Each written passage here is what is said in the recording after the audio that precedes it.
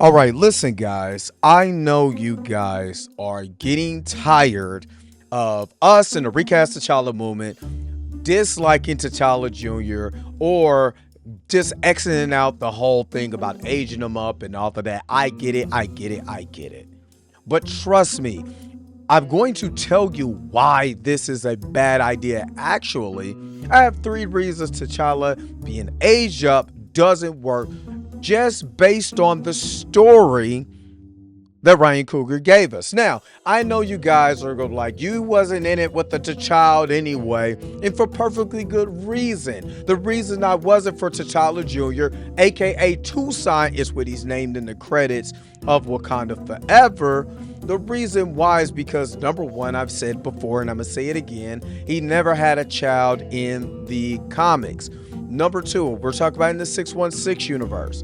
Number two, the reason why that this didn't make any sense because isn't he following the same pattern as his uncle having a child that is not in Wakanda just based off of what you think or what you don't believe that the Wakandas will believe or love you or anything like that.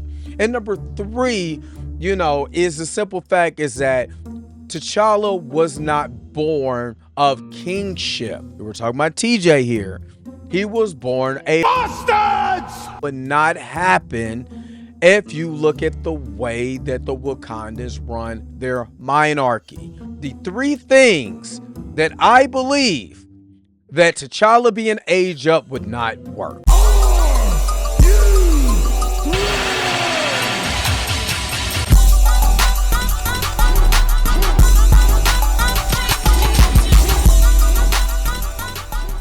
And if you are watching this video and you absolutely love what I'm doing here, don't forget to like and share and subscribe to the channel. Don't forget to hit that thumbs up if you really like the video. Let's start with number 3.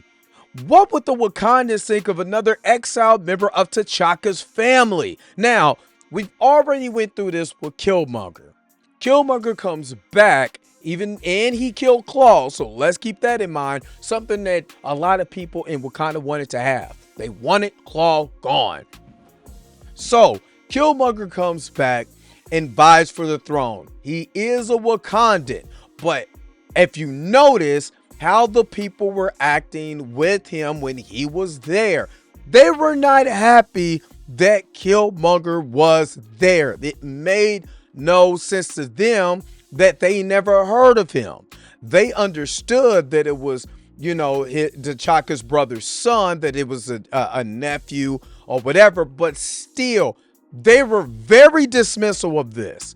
Now, if we go over with T'Challa Jr., there is a clip in Wakanda Forever that would give me a clue that the Wakandans will have the same problem with him as they had with Killmonger. We agreed it was better for him to grow up here, away from the pressure of the throne.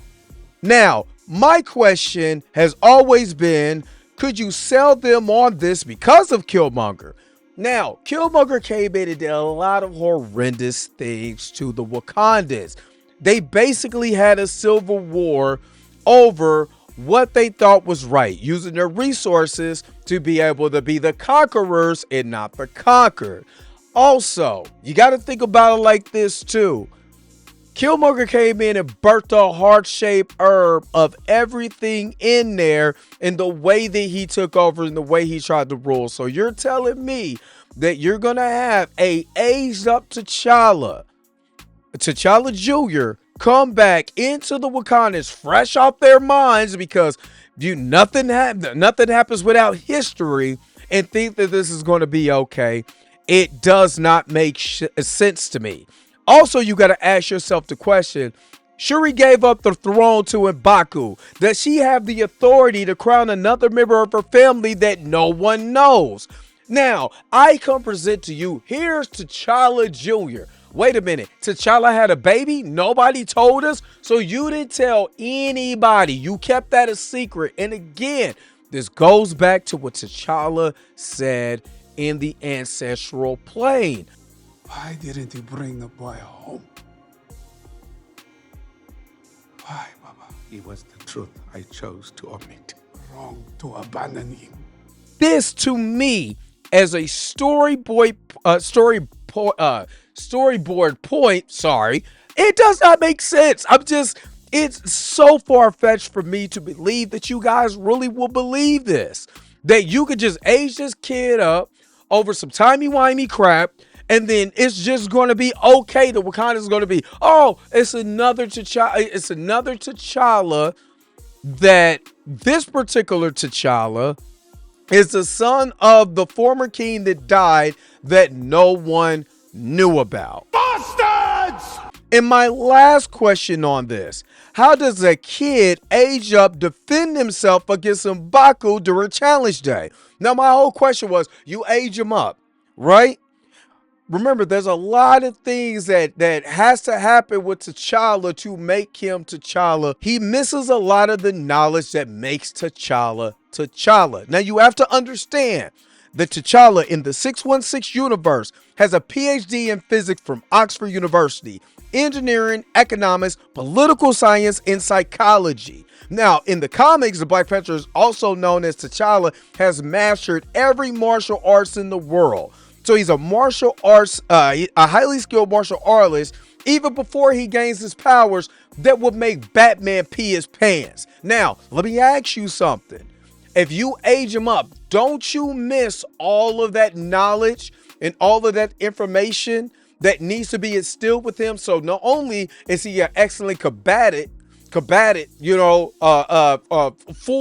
or to defend Wakanda, you also miss the educational part that makes T'Challa T'Challa. You have to remember, T'Challa is literally the equivalent to Reed Richards in the comics. They are the smartest men in the comics. So it makes no sense if you do all of this and you give T'Challa Jr. the age up treatment without giving him the knowledge of martial arts skills to help him defend the people, not only in Wakanda, but around the world as an Avenger, but also the smarts that he need to be able to navigate and be the detective that T'Challa is.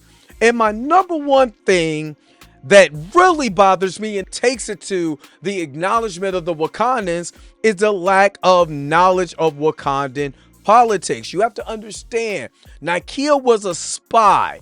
If you're a spy, you are not listening to what's going on in the politics.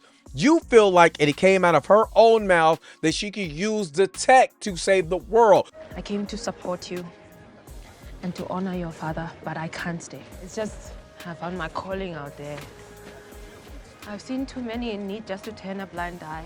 But what about the politics? When you're king, there's certain things that you have to learn and understand where you're talking about politics. If you have no knowledge about the politics, then you can't run the country. How can you run something that you don't know about? Wait a minute, because we already talked about a couple of presidents that was like that. So I ain't gonna go there. But how can you run something that you have no knowledge about? There is political things that go on. What you gonna do? Learn on the fly? That goes into everything that I'm talking about. Aging up T'Challa Jr. just does not work. The proper thing to do is raise his father from the dead, do a King of the Dead type of storyline. If you're going to use Denzel, use him as a griot that could be able to conjure in spirits from the ancestral plane. Something that we actually seen in the show Moon Knight.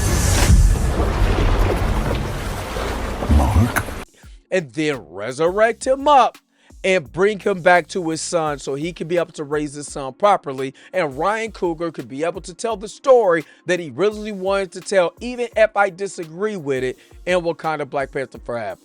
But what do you guys think about this? You let me know. Just don't forget to like, share, subscribe. And don't forget to hit that bell notification so you can never, ever, ever miss one of my videos again. Until next time, I'll holler at you guys later. Peace and vibe higher. Wait a minute. You're telling me the video's over? What? Okay, I guess so. If you have came to this portion of the video, thank you so very much for sticking to the end. Don't forget to like, share, and subscribe. Don't forget to hit that little bell notification so you never miss one of my videos. And if you really want to, you don't got to, go ahead and follow the social media links that's down below. Until next time, I'll let you guys later.